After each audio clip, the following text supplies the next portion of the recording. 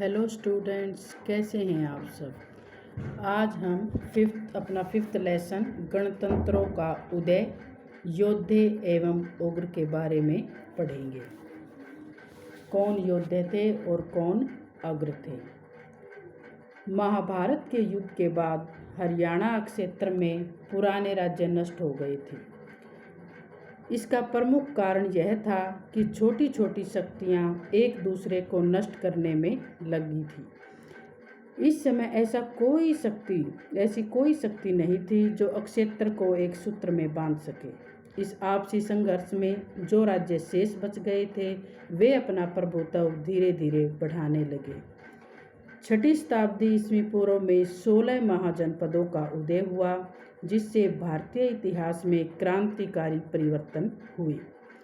जो ये 16 महाजनपद थे वो उनके नाम इस प्रकार हैं: मगध, काशी, कौशल, पांचाल, अंग, चेदी, वत्स, अवंती, कंबोज, सूरसेन, अस्क, गांधार, मत्स्य, उज्जैन, कुरु तथा मल।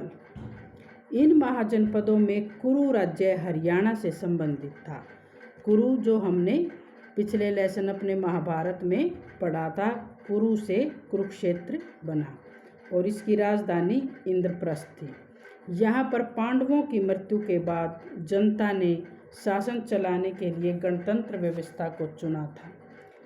इस राज्य से व्यास नदी का बहाव था और इसीलिए यहाँ की भूमि उपजाऊ थी। यहाँ के लोग अच्छे किसान के साथ अच्छे योद्धा भी थे। सिकंदर ने भी अपने आक्रमण के समय अपने गुप्तचरों से इनके बारे में सुना था। अब प्रश्न यह उठता है कि योद्धे कौन थे। इस बारे में विद्वानों तथा इतिहासकारों में मतभेद है। कुछ विद्वानों के अनुसार योद्धे चंद्रवंशी सम्राट ययाति के चौथे पुत्र का नाम अनु की 9वीं पीढ़ी में उसीनर, जो पंजाब का राजा था, उसकी 5 रानियां थीं। बड़ी रानी निर्घा से पुत्र निर्घ पैदा हुआ। निर्घ के पुत्र का नाम योद्धे था। इसी से योद्धे वंश चला। कुछ विद्वान मानते हैं कि युधिष्ठिर के पुत्र योद्धे से योद्धे गण की स्थापना हुई थी। युधिष्ठिर का विवाह योद्धियों की एक सुंदर कन्या से हुआ था। कुछ अन्य इतिहासकारों के अनुसार युधिष्ठिर की पत्नी का नाम युधा था तथा उसी के नाम पर उसके पुत्र को योद्धे कहा गया। लेकिन स्वामी ओमानंद के अनुसार योद्धे युधिष्ठिर का पुत्र नहीं था। 5वीं सदी ईस्वी पूर्व से हमें योद्धे शब्द का वर्णन मिलना शुरू होता है। पतंजलि के महाभाष्य से भी इस शब्द का उल्लेख हुआ है। इसके अलावा पुराण, महाभारत, साहित्यिक ग्रंथों तथा शिलालेखों से भी योद्धों का वर्णन हमें मिलता है। तो इसका मतलब ये है कि योद्धे थे, इसीलिए उनका वर्णन मिलता है। तो अब है योद्धों का उदय और उनका विस्तार। मौर्य साम्राज्य के पतन के बाद योद्धे गणराज्य का उदय हुआ था। शुरुआत में योद्धों का राज्य का विस्तार काफ़ी कम था, लेकिन धीरे धीरे उन्होंने हरियाणा क्षेत्र में एक विशाल गणराज्य की स्थापना की। उनके राज्य में धीरे धीरे उत्तर प्रदेश, पंजाब तथा राजस्थान के भी कुछ भाग शामिल होते गए। इस विशाल राज्य की राजधानी का नाम योद्धों ने प्राकृतानाक नगर रखा। प्राकृतानाक जो आज हम देखें तो नौरंगाबाद बामला के रूप में है। जो हम रोहतक रोड पे जाते हैं भिवानी से, तो वहाँ है बामला गांव, नौरंगाबाद। तो उसका पहले नाम क्या था? प्राकृतानाक। इनके समय में दूसरा प्रसिद्ध स्थान रोहतक था, जो किसी बड़े प्रशासनिक डिवीजन का मुख्यालय था।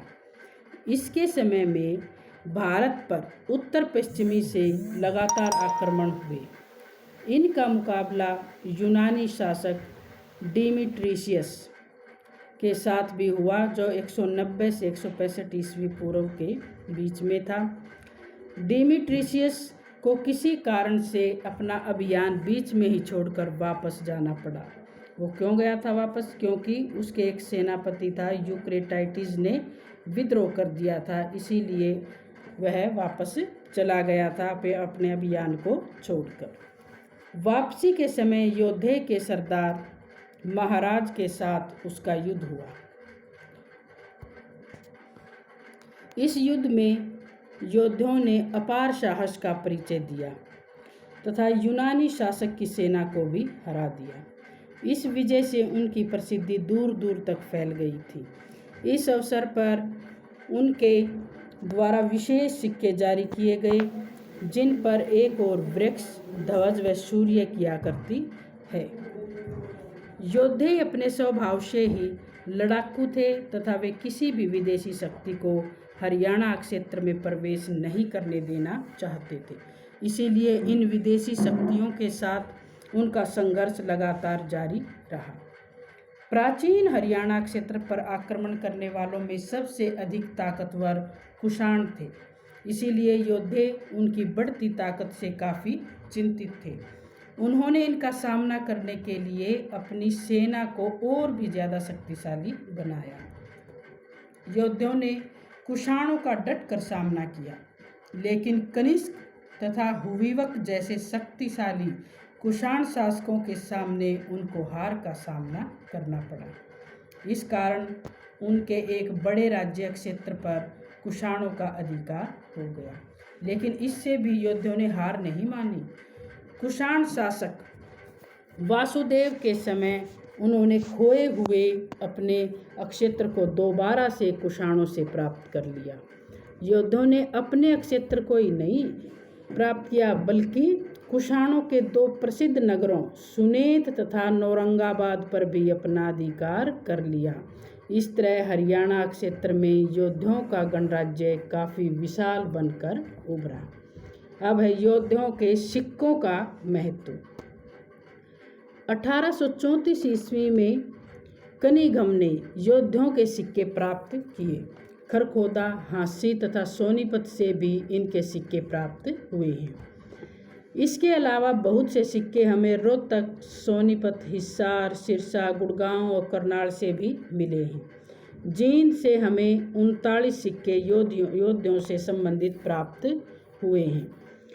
कुछ समय पहले भिवानी जिले में नौरंगाबाद नामक जगह पर योद्धाओं के सिक्के ढालने की एक पूरी टकसाल प्राप्त हुई है। टकसाल का मतलब है सिक्के बनाने की फैक्ट्री। 1936 ईस्वी में बीरबल साहनी को खोखरा कोट से ऐसे मुद्रांक मिले हैं जिनसे योद्धाओं के इतिहास के बारे में काफ़ी कुछ पता चलता है। शकों के भारत में आने के कारण उनको अपनी जल तथा स्थल सेना को और मजबूत बनाना पड़ा। उन्होंने कार्तिकेय को संपूर्ण सेना का अध्यक्ष बनाया और उसी के नाम पर सिक्के चलाने शुरू किए। इन सिक्कों पर योद्धे भगवते स्वामिन ब्राह्मणे देवस्य अंकित होता था। योद्धाओं के कुछ सिक्कों पर त्रिशूलधारी शिव की मूर्ति छपी है, जिससे यह स्पष्ट हो जाता है कि ये लोग शिव की पूजा करते थे। इन सिक्कों में शिवालिक तथा सरस्वती के द्योतक पर्वत और नदी के बीच सुख समृद्धि के प्रतीक कमल पर लक्ष्मी खड़ी हुई है और कुछ सिक्कों पर सेनापतियों की प्रतिमा भी होती थी। इस तरह का एक सिक्का है भानुवर्मन। इस सेनापति ने शकों से युद्ध करके विशेष प्रसिद्धि प्राप्त की थी। सोनीपत, भिवानी, करोथा, मुल्हन से योद्धाओं के नाम वाले सिक्के भी हमें मिले हैं। इन सिक्कों से पता चलता है कि योद्धाओं ने कुषाण शासक वासुदेव का डटकर सामना किया था। एक अन्य मुद्रा पर कार्तिकेय सीधे हाथ में भाला लेकर खड़े हुए हैं तथा दूसरी ओर साम्राज्य का चित्र बना हुआ है। इस तरह की मुद्रा साहस, स्फूर्ति तथा गति को प्रदर्शित करती है। योद्धाओं की तीनों शाखाओं ने शायद अपनी अलग अलग मुद्राएं चलाई थी। प्रत्येक ने अपनी अलग अलग सत्ता बनाई थी, लेकिन वे अपने कुल के युद्ध देवता स्कंद देवी तथा सामान्य लक्षणों को एक समान मानते थे। शासक महासेनापति के नाम से भी सिक्के जारी करवाता था। इस तरह उन्होंने अनेकता में एकता को स्थापित कर रखा था। योद्धाओं के पतन के लिए उत्तरदायी कारणों को बताना आसान नहीं है, क्योंकि इस संबंध में हमें कोई पुख्ता प्रमाण नहीं मिलते। यह जरूर कहा जा सकता है कि उनके पतन में कनिष्क, हुविवक, समुद्रगुप्त तथा रुद्रदमन की भूमिका थी, क्योंकि इन शासकों ने योद्धाओं को बार बार हराया था। इन शासकों के आगे योद्धे कमज़ोर साबित हुए तथा इन शक्तिशाली देशी विदेशी शासकों का सामना नहीं कर सके। वे आगे चलकर 3 भागों में बट गए, जिससे उनकी शक्ति भी कम हो गई। उनकी आपसी फूट ही वास्तव में उनके पतन का कारण बनी। इस प्रकार धीरे धीरे योद्धाओं का अपना स्वतंत्र स्वरूप समाप्त हो गया और उनके गणराज्य का गुप्त राज्य में विलय हो गया। तो बच्चों, ये तो था योद्धाओं के सिक्कों का महत्व। आज हम यहीं तक पढ़ेंगे और आगे योद्धाओं का प्रशासन हम अगली वीडियो में पढ़ेंगे।